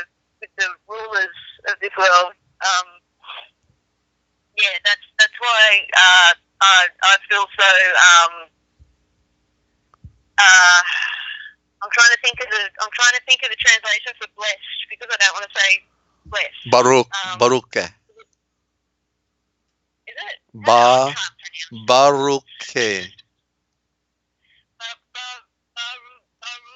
Baruch. Yeah. Baruch. Mm-hmm. I can't do the fancy R. The way you do. Sure. With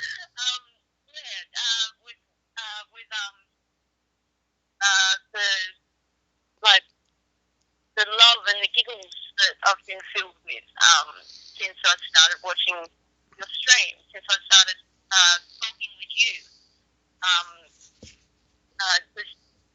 You've been you're my navigator, helping me find my way, and the love and light and giggles that I've been filled with since. I cherish, and when I sink down that spiral, I really miss that, and I really want it back, and that's why you guys that are regulars, like family, you know my story, but for any new listeners, that's why I giggle so much because of that, because I know the truth. And it's wonderful. And also the darkness hates love and joy. So, yeah. So I put it in their face with my giggles. Yeah, I just wanted to say that. And I probably should not be too much longer. Yeah, on this phone. But yeah, thank you for a fantastic program. It was amazing. Well, great. Thank you. I want to do variety. I want to do specials, and I've been under a lot of pressure here right now, and shutting down packing, and so it's hard to be at my best. And so that's why I do fall back on my regular reading that I share with everyone, and so it'll come together. I know. To me, it's implicating that Millersburg isn't worthy of having the most important translation of scriptures made in this phony spiritual community where it's the hub of Amish country, where they make they cater to the real deep spirituality of the Mennonites and the Amish, and yet all they do is they exploit them. They exploit them, and it's another mind control program. That's all it comes down to. It's really sad. It's sad to see the exploitation that is going on behind the scenes here with them. Yeah. Well, I'm always creating light for you. Thank you. In your struggle. I know. I know what it's like. Like just when you get on top of things and miracles are happening, they swoop on in. And it's all part of it. It's all part of us getting closer with Yeshua. Yeah. Am I right? Am I correct? Absolutely. Yeah. Creating light for you. Thank you. I can say that already. All right. Yeah. All right. Well, hope things go well down there. I know you're in your own struggle, and so we'll look for you on. I'm waiting for. Sorry, I'm waiting for a break, and nobody showed up. So I see. It's a lady that we don't like anyway. That's due today. So okay. Maybe that's a new thing. Yeah.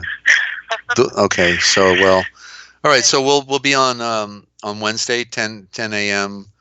Eastern time, 10 a.m. on Wednesday with Ninja Cat 111. And so Ninja, thank you for your call. I always appreciate the break, and we'll. No worries. We'll talk. No, not worried. Not worried.